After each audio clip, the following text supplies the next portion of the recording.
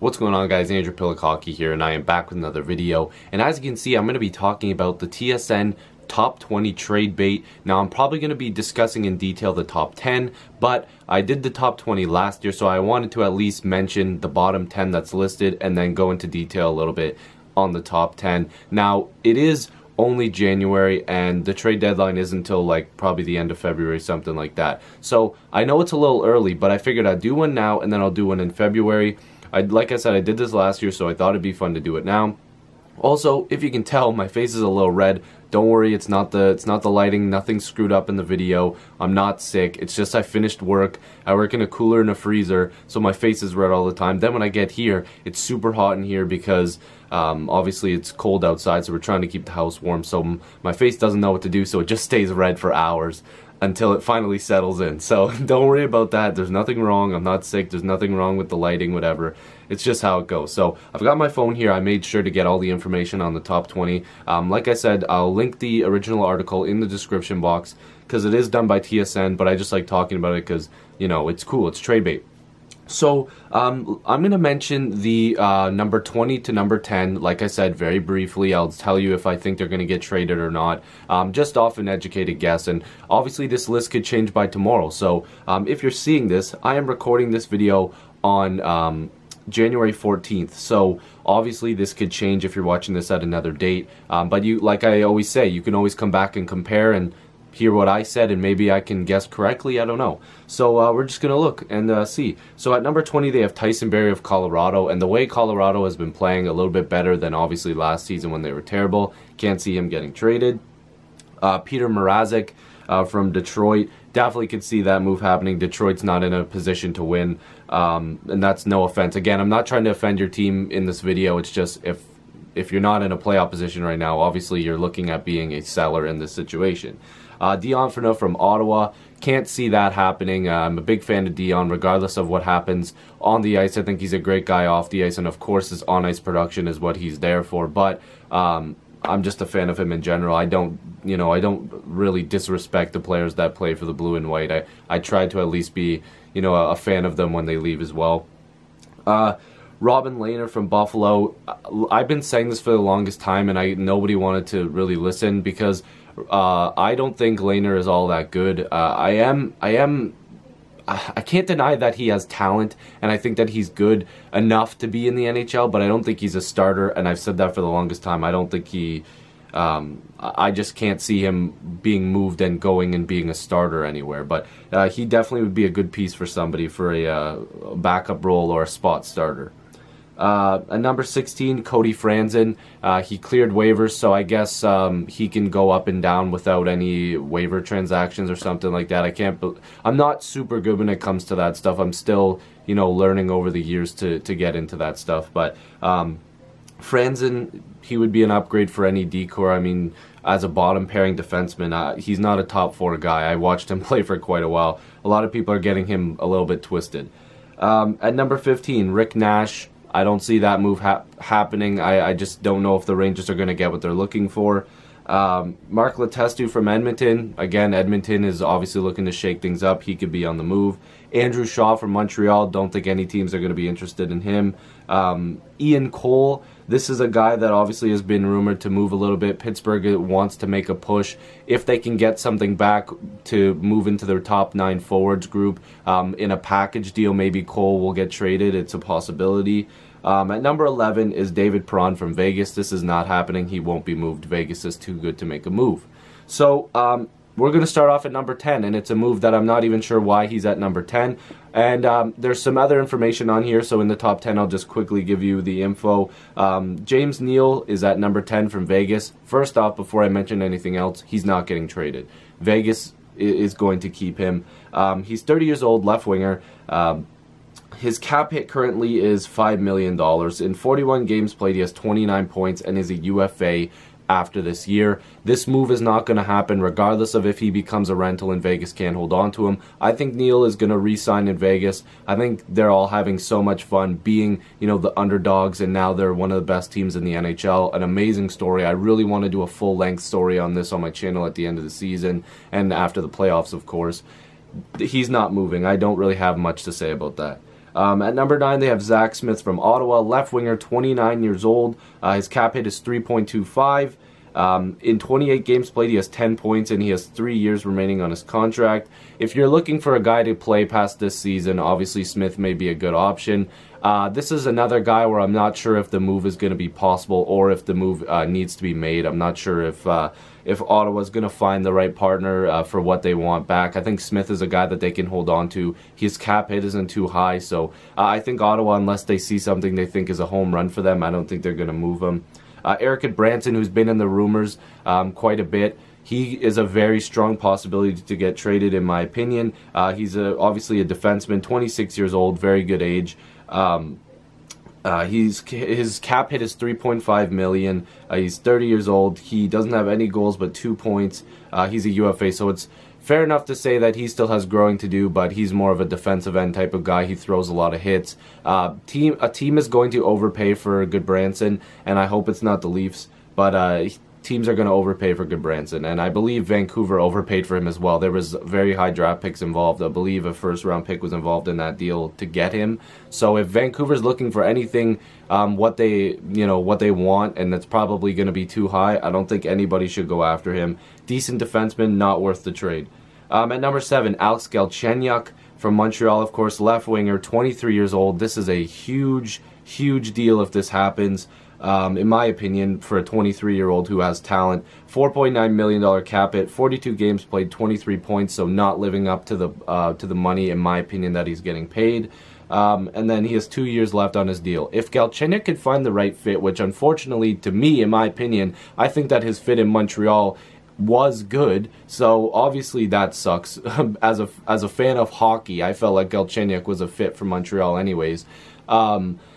Galchenyuk, if he gets moved and gets put on the right team, he could be a superstar. For some reason, in my own fantasy land, I feel like Edmonton could use him, but at the same time, they probably aren't going to be the ones going after him. Depending on what they could get back from, I think Montreal is willing to make this move, but again, it could be a bit of an overpay unless he turns around and does a Shen type of move for St. Louis and just starts putting up a ton of points, which is obviously a plus for any team going after him. At number 6, Thomas Vanek from Vancouver, left winger, 33 years old, $2 million cap hit. In 43 games played, Vanek has 29 points. He's a UFA after this year. Pretty good value for $2 million. 29 points. This was a great pickup for Vancouver if they can flip him for a pick, a prospect, or a roster player, depending on what they're looking for. Again, I think it was a good move for Vancouver. Very low cap hit. He's a UFA, so you don't have to worry about years past this year if you don't feel like he's going to give you that production again. So if Vancouver can move him for the right price, I think that this would be a win for Vancouver and any team that acquires him if he can keep up putting up some points here and there and bringing that veteran leadership. At number 5 is Max Pacioretty, and I was a little bit surprised that they have him at number 5. I think he's at number 5 because they believe that he may not move anywhere. So Pacioretty, left winger, 29 years old, $4.5 million cap hit. In 42 games, has 23 points. He only has 10 goals. He's definitely not scoring like he usually does. Pacioretty is almost a sure win to have 30 goals every single year. And he has a year left on his deal after this year, so you're leaning more towards him getting traded in the summer, but again, a home run offer to Montreal, Pacioretty would be on the move. Every team, I should say, should at least take a look at this, because Pacioretty is a guy, if he, for some reason you overpay, obviously that hurts a little bit for now, but if next year he comes back and has a monster year for you, if you're not in a position to win, you could always trade him for more value. So it's almost a risk. It's a high risk, high reward, or high risk, low reward. Obviously, you're never going to know, but Pacioretty, if he gets moved, is obviously going to be a huge deal. I know a lot of Habs fans might be sick of him, but I honestly think that he's going to have a big year next year. This is just a hiccup. I think that he's going to be fantastic. I hope they don't move him. Even though I'm a Leafs fan, I don't want the Habs to move him. I think Pacioretty's amazing. I love Pacioretty, but a lot of people don't. He's obviously underperforming. At number 4 is Mike Hoffman from Ottawa. Oh man, this might be my favorite name on this entire list. Pretty much is. Left winger, 28 years old, $5.19 million cap hit. In 42 games, he has 29 points. Pretty good. 2 years left. has a no movement clause, and I haven't been mentioning that, but let me quickly just give you the no move clauses. Phaneuf has one, Rick Nash has one, Perron, Neal and Smith have one, and then now Hoffman has one as well. Sorry, I forgot to mention that earlier. But obviously, there's different variations to every no movement clause, no trade clause. So Hoffman getting moved here, it would have to take a bit of both sides to do it. And again, don't quote me on all of the no trade clause and no movements, because they don't give me all of the description here about the type of no trade clause they have.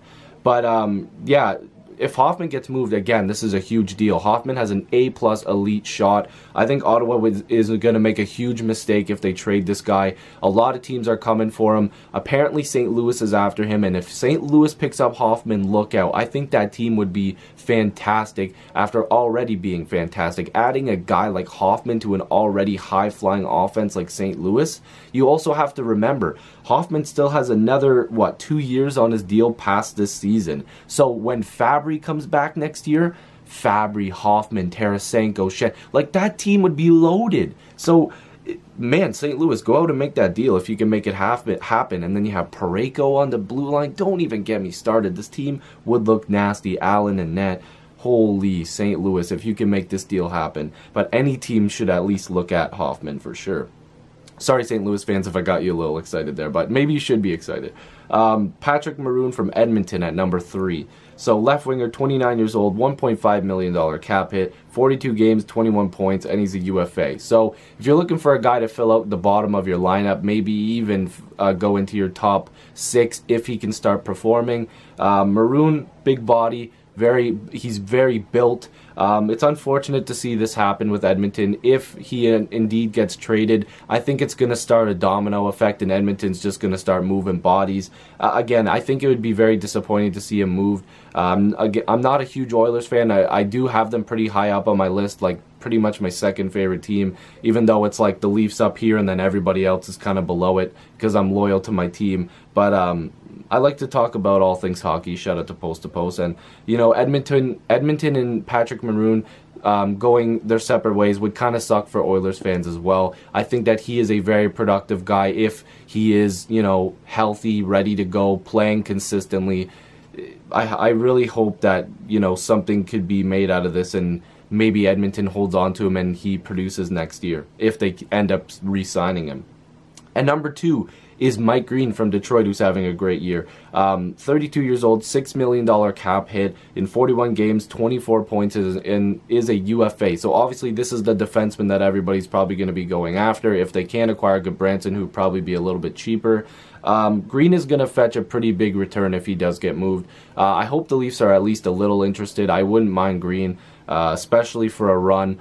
He also has a no-trade clause. So it looks like all the rest of the no-trade clauses that I mentioned were like minor ones, like minimal. So like you have to kind of give teams and, you know, it's all mixed up. I'm sorry. It's just the no-trade clause for Mike Green is, I think, is a little bit more solidified. So if Mike Green wanted to come to Toronto, that'd be fantastic. So Green, come to Toronto. I don't know if Toronto would be interested. It doesn't look like they are interested in anybody at the moment. Again, this could change. I'm making this video on the 14th, I believe, like I said. I can't even keep track of the days. But Detroit obviously not having the best season this year. If he does get moved, I'm sorry, Detroit fans. I know Green has been a guy that, like, at least from what I've seen, a lot of Detroit fans seem to enjoy the way he plays, and he's putting up points and pretty good defenseman. He can play defense. He can be an offensive guy. So definitely the top defenseman that everybody's going to be going after for sure. At number 1 is Evander Kane from Buffalo. 26 years old, cap hit 5.25, 43 games played, 35 points with 16 goals. Wanted to mention that because it's a nice little goal total for him, and he's a UFA. This is a guy who's going to get traded, and Buffalo knows that they can get a good value back for him, and they should do it.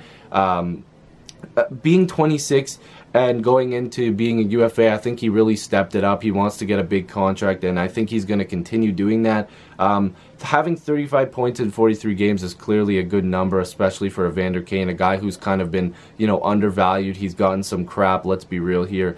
He's kind of been a guy that everybody kind of wants to bounce around a little bit, even though he hasn't bounced around a lot. It seems like he's always in a trade rumor or something like that. So if Evander Kane does get dealt to a team that's going for a cup, to a contender, it should be interesting. And there's been a lot of teams who have been interested in Evander Kane, and I've even read some of teams that are not in the hunt for a playoff spot now. So it looks like maybe teams are looking at signing him past this year and trying to sway him to stay with their team. So maybe that could happen. So yeah, that's your top 20 TSN trade bait. Article will be in the description down below. If you like this video, make sure to like it. Like I said, I did this video last year, so I wanted to do it this year. If you like the trade videos, rumor videos, make sure you subscribe. I'd love to have more hockey conversations with you. I'll see you guys in the next video or stream. Peace.